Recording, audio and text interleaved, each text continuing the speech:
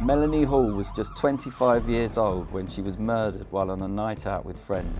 The psychology graduate had been dancing in Cadillacs nightclub in Bath before vanishing in the early hours of June the 9th, 1996. Her remains were not found for 13 years. She was wrapped in rope and bin bags, 28 miles north by a slip road on the M5 motorway near Thornbury in Gloucestershire. As we approach the 30th anniversary of Melanie's murder, police have launched a new probe to find her killer. Detective Chief Inspector Ben Lavender spoke exclusively to the Daily Mirror to reveal details of his investigation. We've revisited the case in depth recently, and since I've had the investigation, I've looked to do a complete root and branch review of the investigation. So I think what's happened over the years is there have been a number of senior investigation officers that have continued the investigation, and some brilliant minds have been put to it. But when I got the investigation, I wanted to start back from the beginning, go through all the boxes. There were 90 crates, and we're talking like shipping crates used for packing up when people move house, all in our archive store. All that information had been indexed, so it was on our what we call HOMS, which is the major incident system for storing all the data. And but what hadn't happened is all that information being scanned onto the system. So one of the things that I did was got all that information out of the crates again and scanned it onto the system, because that offers us other opportunities in terms of the investigation going forward. Melanie was local to the area, worked locally, was well liked by her friends, very bubbly and sociable. I've spent time with her family. They're a nicer family you could not wish to meet. They're a lovely family, been very supportive of the investigation over the years, and just seek answers. It's deeply upsetting for them. They've had Melanie went missing in 1996. She wasn't found for a significant period of time, so they've had to deal with that and not knowing where she was, how her body was laid to rest, not being able to bury her. It's a really upsetting time for them. And then they've had to deal with Melanie being found and the circumstances in which she was found, and then not being able to get the answers that they've wanted for so long.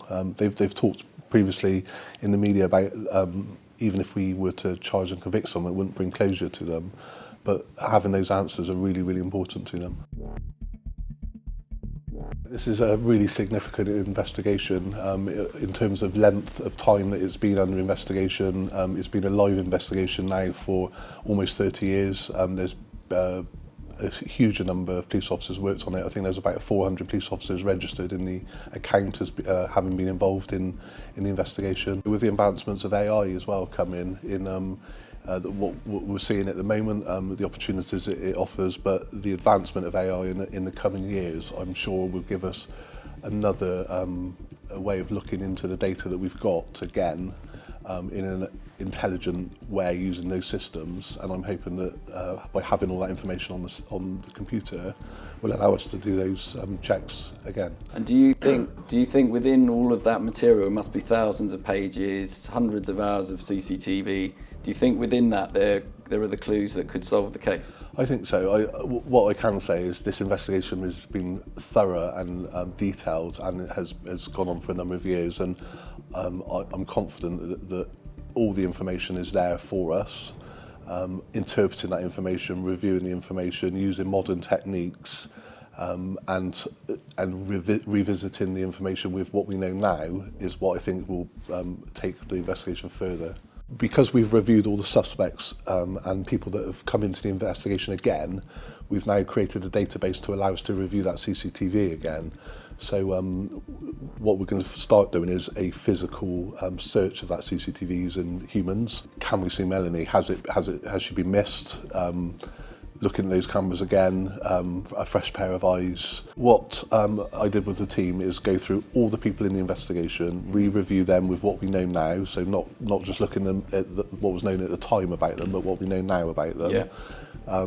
Scheduled what that looks like in terms of priority for who my suspects and persons of interest could be. Yeah. And then created a separate database of who we want to consider during the CCTV review, Right. and then wrote a CCTV strategy for someone to look at. Okay. And the plan is for that to happen in the next few months. Melanie had gone out for the evening with her boyfriend and another couple. The building behind me was at the time a nightclub called Cadillacs. That's where they spent the evening. A key witness described seeing a woman who fitted Melanie's description chatting to a man who has never been traced.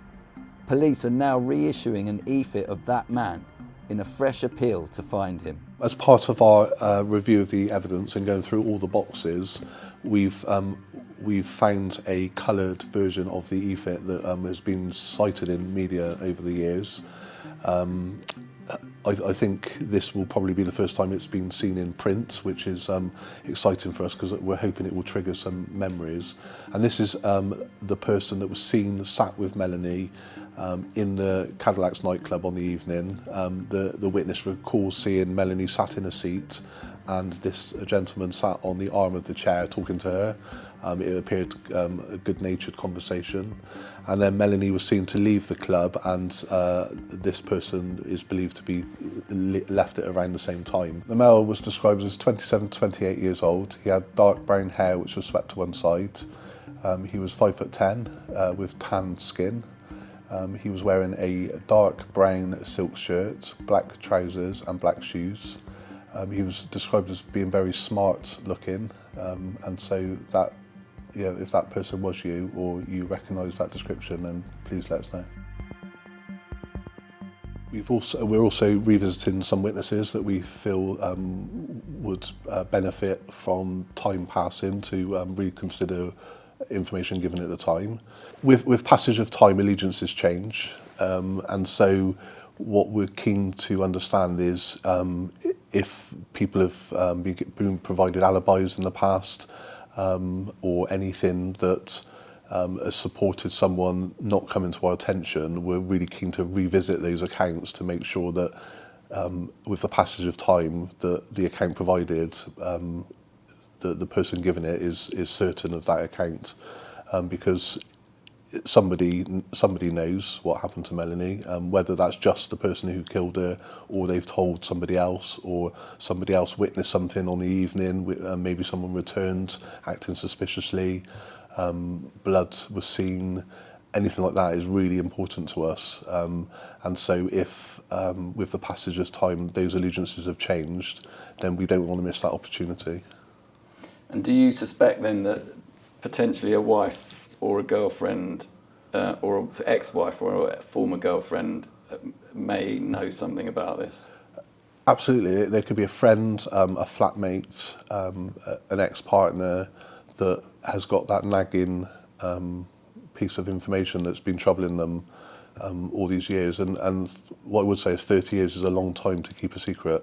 And if that's been weighing heavily on you, then we'd be really keen to hear that information from you.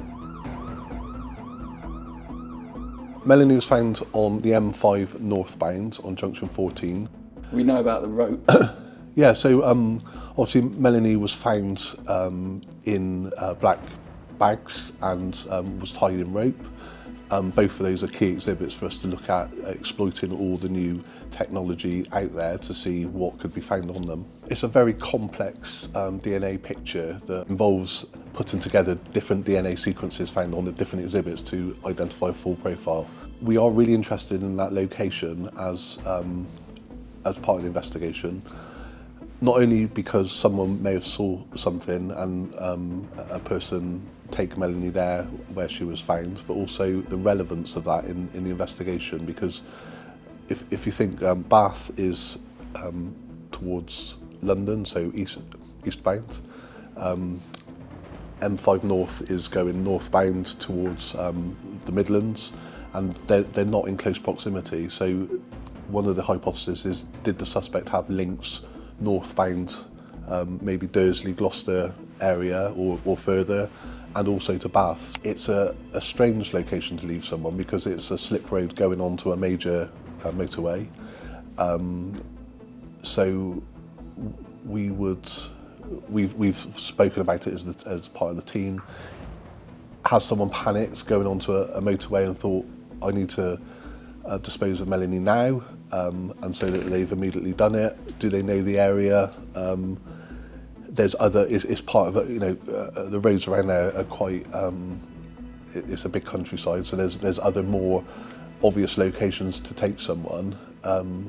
So it's a mystery for us that we would really like help with understanding that, and I think the key to unlocking it is the suspect potentially could have links northbound and to Bath. Can you say, Ben, how many persons of interest you have in your investigation? So we've narrowed it down to less than 20 now. So yeah, it's a significant amount of people still, but it's a manageable amount for the inquiry to be able to provide a lot of detail around. And is that part of what you've been doing this year? Was it a bigger number previously? Yes, so what we did was revisited every name that had come into the account that was suggested as a suspect or a person of interest. Can you say how many there were? It was less than 100, but yeah, it was a significant amount, and we've significantly reduced that number now. And in terms of Christopher Halliwell, it's been mentioned previously in public that he has been linked to this case. Is he somebody that you're looking at? I mean, he's a person who's killed in close proximity, so we are considering all people that would be relevant to the investigation. He's not a strong line of inquiry for us, and so I wouldn't put him above anyone else. Have you got a message for Melanie's killer? We are still investigating this, and how this plays out now for the killer is really down to them. If they want to control that narrative and have those conversations with their loved ones and their family before we come knocking on their door, then they've got that opportunity. Because as soon as we come for you, then the next time you have a conversation with your family may be in a prison establishment. So control the narrative, tell your family, and then come and tell us and do the right thing.